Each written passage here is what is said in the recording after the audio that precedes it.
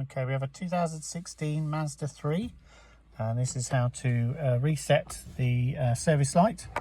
So what you tend to get is you'll get a spanner, and then it will come up in the dash, schedule maintenance due. And this is quite an easy reset, so you don't need any diagnostics. What you do need, however, is the jog wheel in front of the gear stick, and then the display unit up here. So first things first, this particular one is a push button start. So to turn ignition on, we push the push button start without any feet on the pedals. So we press the button once and press again. That's ignition on. And then what we need to do, if you're not on this screen, press the home button, which is that one there, which will bring you to this screen.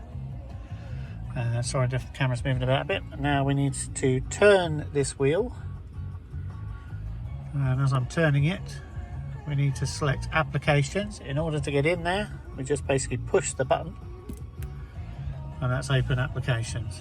So again, turn the wheel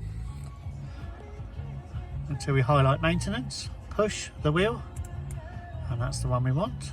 And you can see up at the top, you've still got the spanner symbol up the top there, 0 days and miles left. Again, push the button because we want to select that.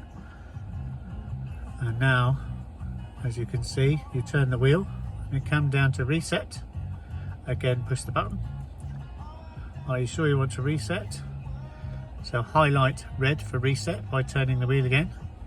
Press the button, and that's it. Everything is reset. And to get out of this menu, just basically press the home button, and you're back to the start.